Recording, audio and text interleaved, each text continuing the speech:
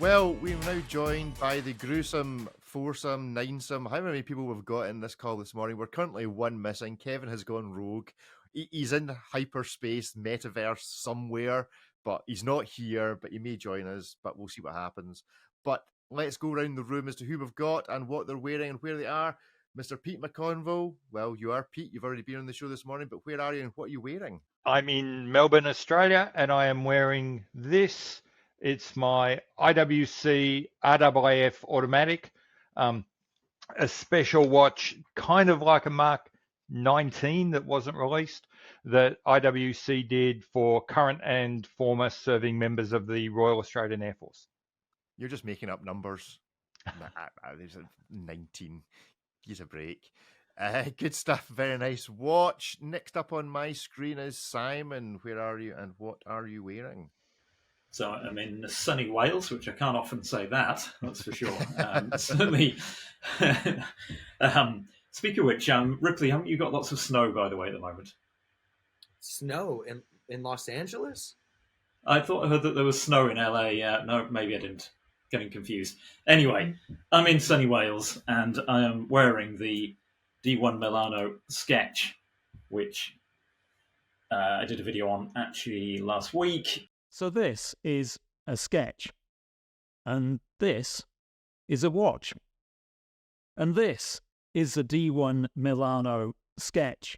And yeah, it's I'm a bit like David. I don't often wear watches when I'm in the house. This one I have been wearing because it's so light. It's like 45 grams when it's sized for my wrist. So you don't even know that you're wearing the thing. And if I bash it into something or scratch it on the side of my MacBook Pro, it really doesn't matter. So yeah. And is it made from cardboard? Because it looks like those. I don't know who was at what show. The Ulysses Nardan stand last year at Watches and Wonders had the guy that made the kind of cardboard watches. Oh, somebody just dropped something. Not sure who that was. But normally, if you're in a bar, everybody goes "way" when somebody smashes stuff. But it does look super cool. I've reached out to them to go and try and have a shot of one. Right, Ripley, where are you? What are you wearing? I'm in Los Angeles. It's not snowing. I mean, we don't even do well in the rain out here. If it was snowing, it would be like you would be hearing about it. It would absolutely be yes.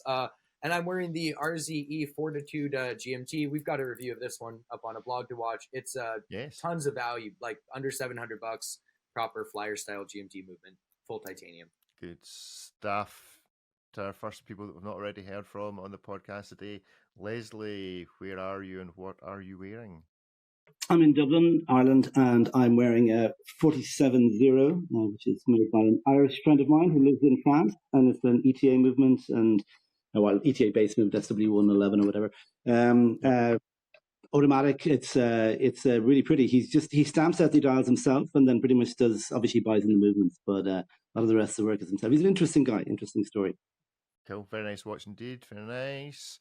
Okay, next up I think we have Young William. Young William, where are you?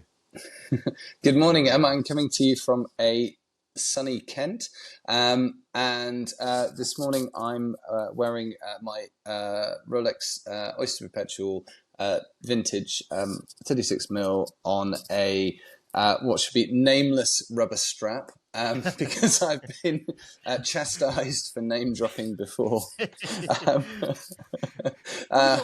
We don't mind you sharing who it is. We then just send him a bill. That's the thing. Oh, okay. So Fair if you want to bankrupt your watch strap supplier, then just name them away, and then we'll just start sending them invoices. That's fair enough. Fine. I'm sure there's a good margin to be made there somewhere. And I've got, just incidentally, we're talking about knocking the watch and things like that. I've got the rubber strap on. One of the main reasons is because using the MacBook with its very sharp metal edges, I find destroys bracelets. Everybody probably has this issue in some way or another. But I just found that quite interesting. That I'm just now on rubber straps or G-Shocks if I'm using the laptop. I'm going to invent a little rubber shield to go over the MacBook or something. That's his genius. Job, isn't it? Or just buy a Dell that's made of plastic. Alon, where are you today and what are you wearing?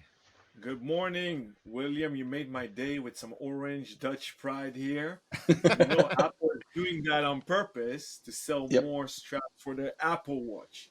I'm rocking my roulette dial on the 6000 Calatrava by Patek. Yeah, that's not got a rubber strap on it, that's for sure.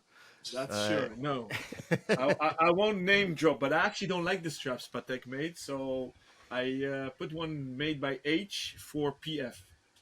Yeah, very good, very good. Right, now let's get stuck into some hit miss maybe. And first up today is from Norqain.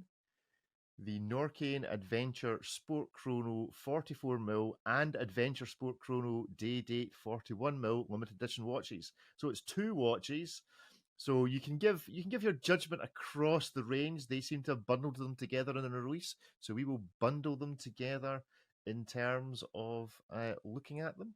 So yeah, Norqain, let's have a look at this. Give us your hit, your miss, or your maybe. 1, 2, 3, go. Okay, I'm needing to find mine. I'm not organized enough. It's a miss for me. So miss, maybe, some hums, some maybes. Not a lot of hits there. So let's go round the room. Pete, why is this watch a maybe? I think you voted. I really wanted to like it, and there's bits of it that I do like the date is at 4:30 as God intended, but there's other parts of the watch which it just doesn't quite get there. I like I kind of like the dial patination, but I don't love it. I kind of like some of the indices, but I don't love them. It's a maybe. I'm sure that there's someone out there that will love this watch, but it's not me. It's not you. Simon, first of all, hit miss maybe on Pete is 4:30, where the date should be as God intended. I actually agree with Pete. I think 4:30 is a perfect reasonable place for a date. How did you vote in this watch, and what do you think of Pete's date resume? Right, I'm going to do a flip-flop Will style here, because the more I look at this watch, the more I've decided that, and listening to Pete, that instead of a maybe, it's a miss for me. All right. Okay. One of the reasons is size. It's 44mm. I mean, I've got, I've seen insects with bigger wrists than I've got. So 44mm is just never going to fly for me. And I think there's something about the design of this, and I don't know whether it's that the black case with that turquoise dial, I don't know, combined with the fact that it sort of has this,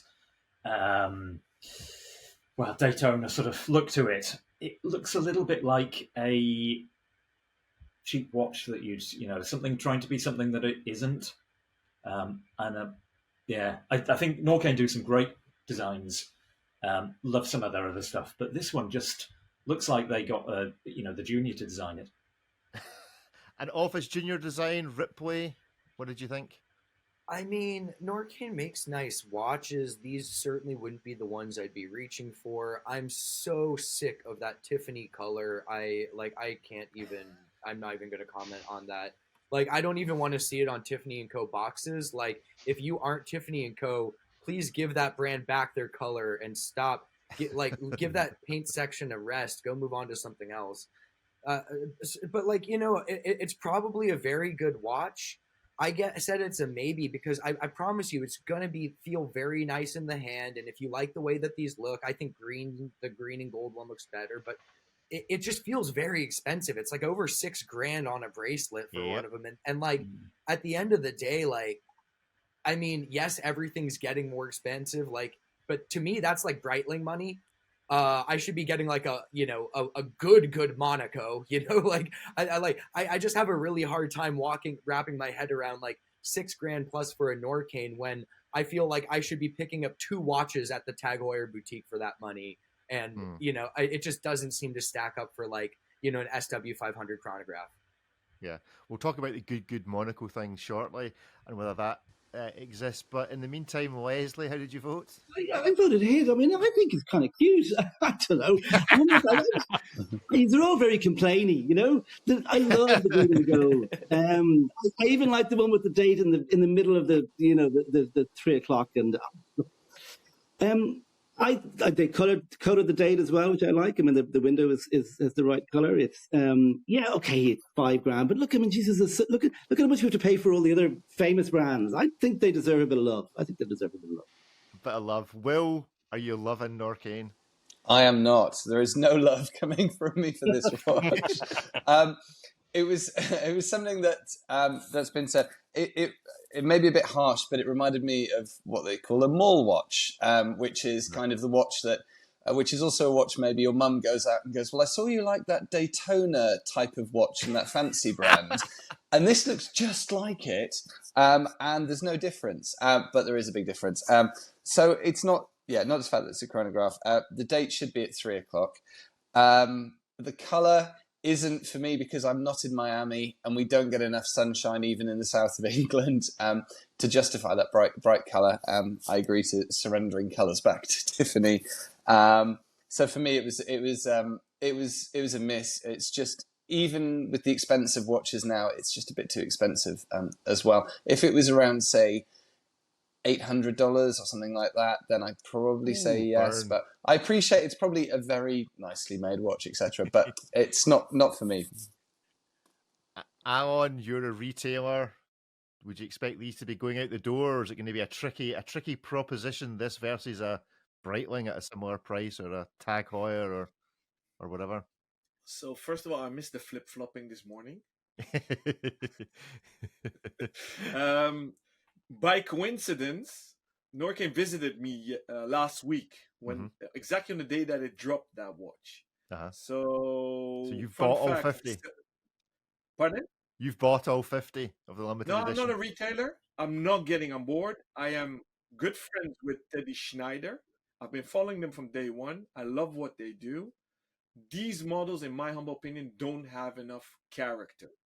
I sent a picture in our WhatsApp group showing the wild one, which we all know from both Andrew McUtchin, who has been pushing it very hard, and then Mark Wahlberg. So that watch is famous because the infamous Jean-Claude Biver helped the Kuffer family, or Ben Kuffer, to develop it. In my humble opinion, it could be a baby Hublot, but has more character.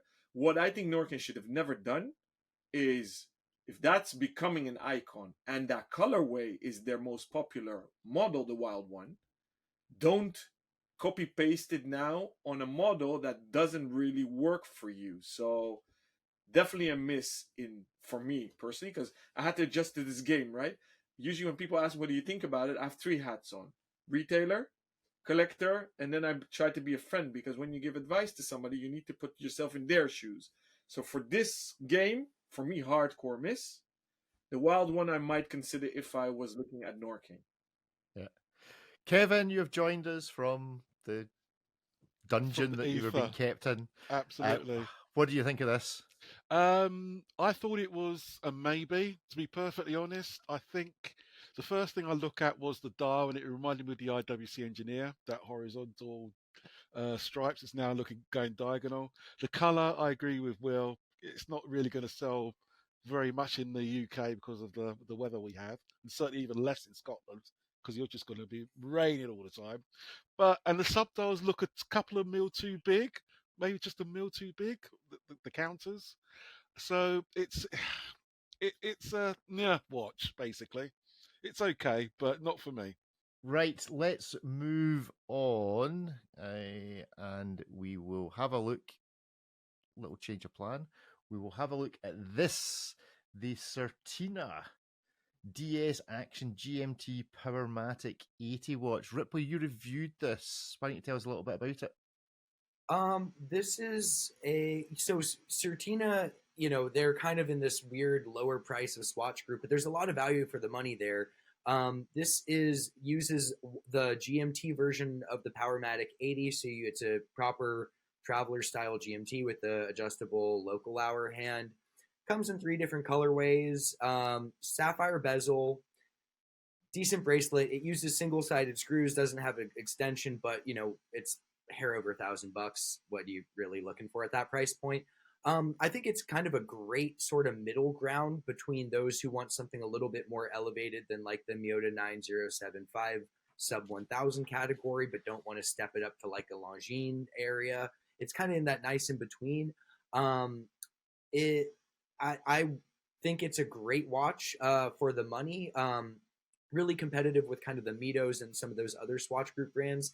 And Certina's other GMT was a internal fixed bezel or internal 24-hour bezel at 43 millimeters. So this one with the external bezel at 41, it's significantly smaller.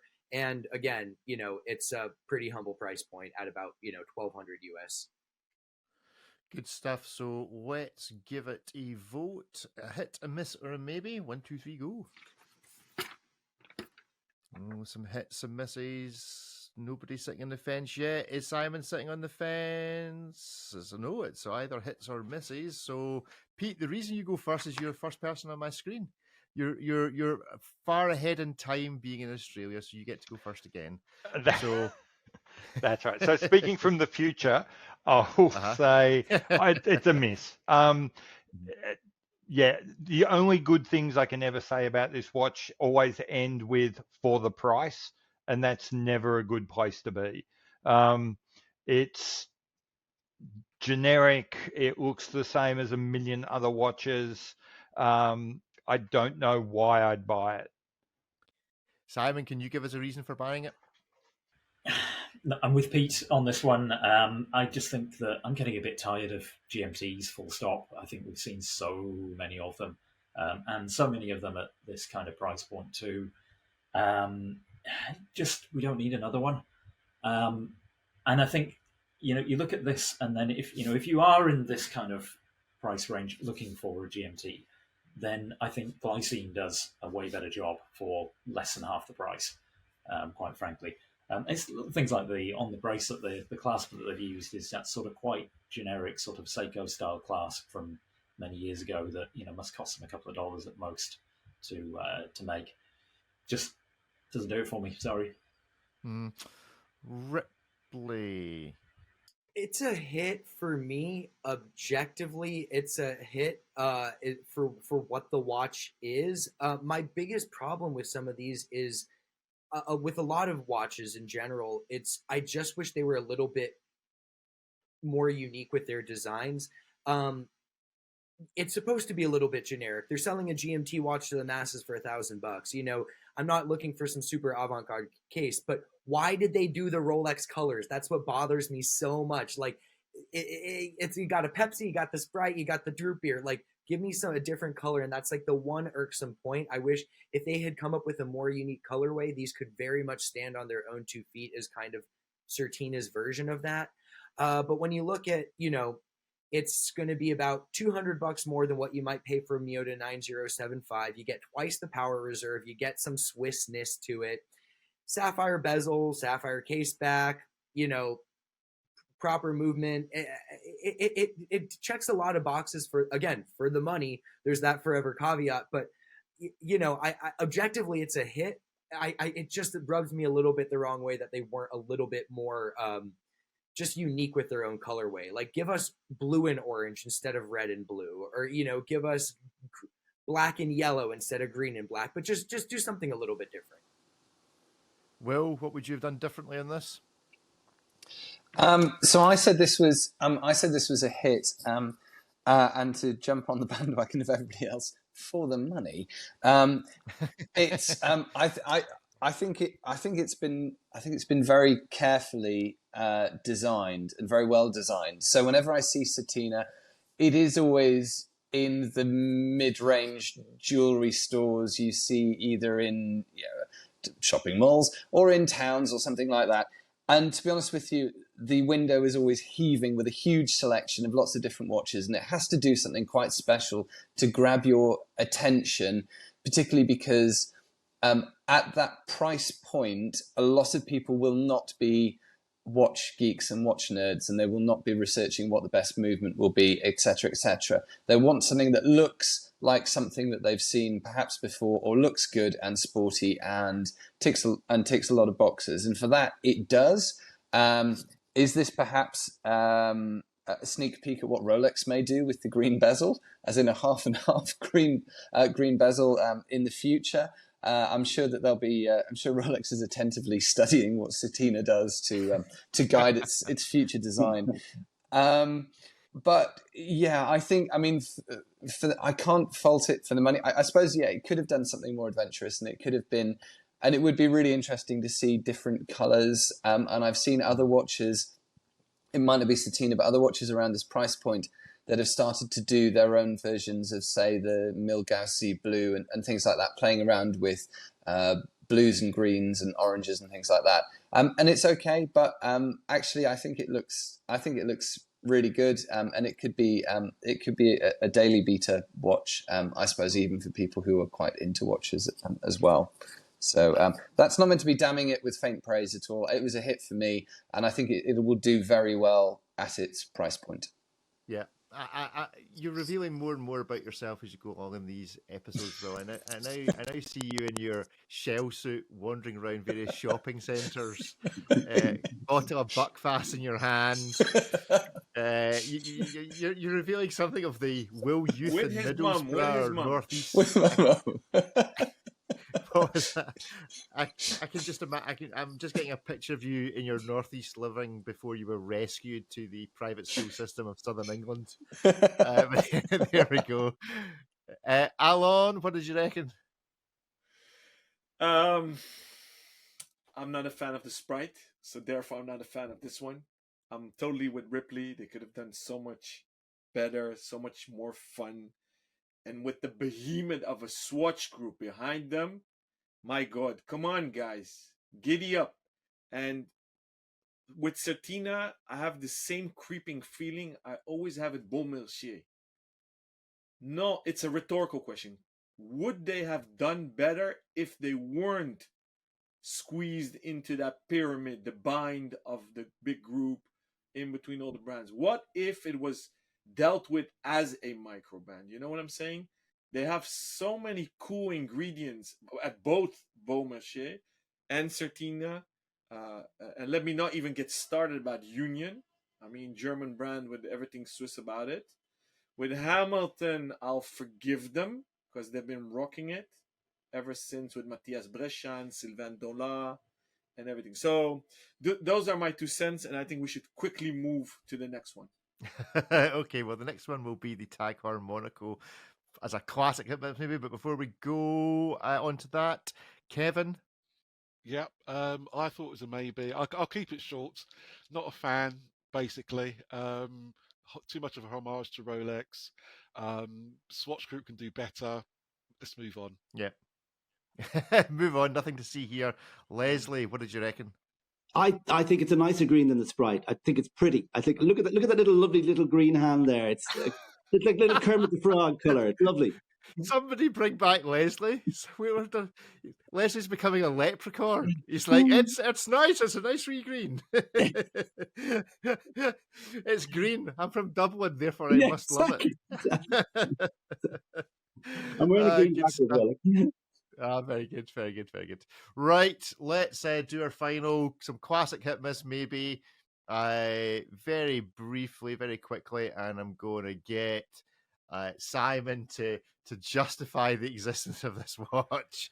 So this is going to be I've just shared the vast range of Tag Heuer Monacos that have been reported about on a blog to watch. There appears to be roughly 17 pages of reports in and around the Tag Heuer Monaco. So very quickly, Simon, what's this watch about before we vote? Well, you want me to talk about Monaco quickly, right? Okay, and that's going to be a challenge in itself. And I can show you 2 examples here as well. Right, okay, Bamford one and a classic one, yep. Yeah, exactly. Caliber 12 and Caliber 02. Okay, so the reason that I think that the Monaco is a hit is it's just a heritage story for me that really engages me. I mean, I don't know how many of you know it, but developed in launched in 1970. It was actually the first watch that had a brand ambassador. So Jack Heuer used Joe Siffert as the brand ambassador for it. Originally, it also was purported to be the first automatic chronograph. Also, I believe the first water-resistant watch with a square case. Do I need to go on? I just looked. First water-resistant watch with a square case. That's a stretch, is it not? This watch is extra special because it's watch but it's square and water-resistant. You don't get many of them. Right, let's give it to the vote. So you've got to imagine you're back at the launch of this particular watch. You're seeing it for the first time. You're wearing it for the first time. Are you giving it a hit, a miss, or a maybe? 1, 2, 3, go. Hit, maybe. Simon, we're assuming he's giving it a hit. Okay. Pete, talk to me. Yeah, this is a hit. I didn't have time to race across and get my Monaco, so I'm biased. I've got a thumb on the scale. I love this watch for every reason that I said the Certina was a miss. It's got such a point of view, such a personality. It's just a wonderful collection of ideas. I love this watch. Okay, Simon, you've already given your excuses as to why this is a hit, so we're not coming back to you. You just have to. No, that's fine. You've said everything that can be said. Ripley, how'd you vote? I'm pretty sure it's a hit for me. I'm pretty sure it's not the first water-resistant watch with a square case because the Omega Marine, like its first water-resistant watch, had a rectangular case. Granted, it was a case for the watch itself, but maybe the first square-cased chronograph with a water-resistant. At this point, we're getting to like Bulgari's records. It's the ultra-thinnest, most perpetual with a, we're getting really nebulous there. But it's still a hit for me.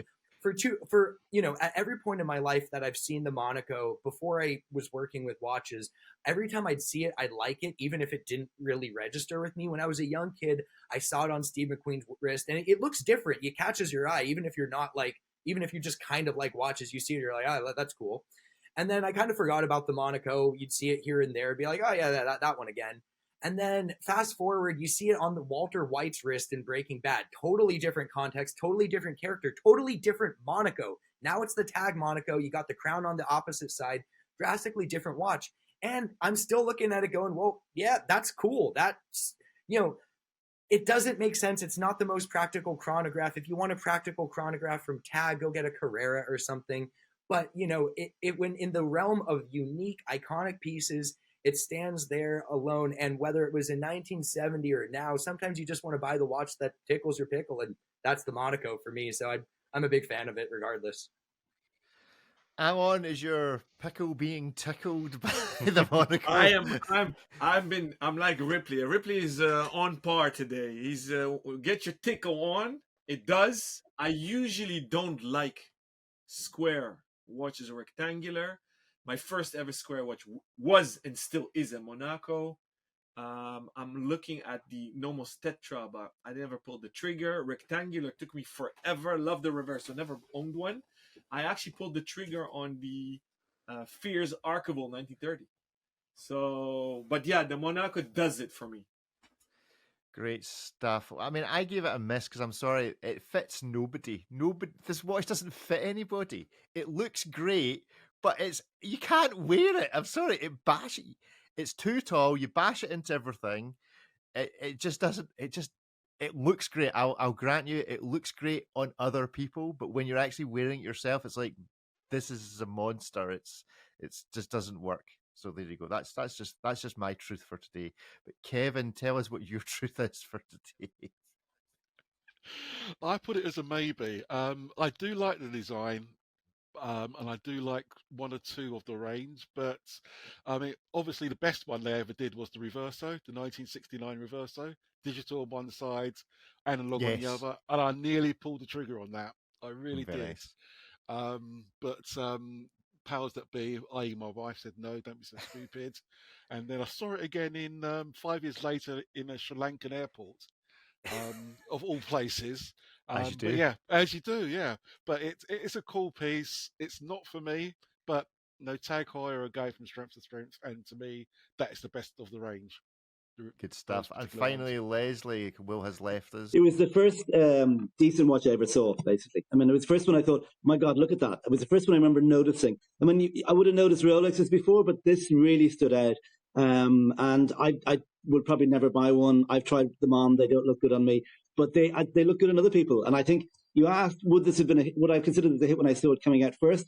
I would have thought, yeah, that looks really good on Steve McQueen or on whatever picture I would have seen. And so yeah, I think it's good. I mean, and I love all the different iterations they've done. There's a gorgeous red silver one that flashed up there earlier. Less keen on the Gulf one, but the classic blue. I did try to buy the black one at an auction, but I was outbid, so I didn't. Just as well, to be honest. Rick, I find it funny that you're complaining about it being unwearable as the man who wears a Panerai like 99% of the calendar year. My precious. See, it fits though. See, because it's curved. It's got round things. Curved just like a person is curved. Look, I mean, I've told you how small my wrists are, and that wears just so well to me. I love it. Well, you're welcome to your Tag Heuer. I'll keep my Panerai. But anyway, there we go. Thank you all very much for joining us. If you want to see the extended stuff, do find the YouTube channel, A Blog to Watch Weekly Live, for the extra reviews. And we will speak to you all again next week. Say goodbye, everybody. Goodbye. Goodbye, everyone. Goodbye, everyone. There's a hot take that comfort is overrated in watches. Comfort's overrated. Comfort's overrated. Absolutely. This is coming from the man who lives in the country where like all of the most dangerous animals on Exactly. Earth like live centrally located. Yeah, that's exactly. I think the important thing is to think of watches like women think of high heels. Yeah, exactly. It doesn't matter that you carried it home at the end. You looked great walking in. Absolutely. Well, that's going to be the clip for this week's promo, Pete. So I hope you're prepared to see that. Good stuff.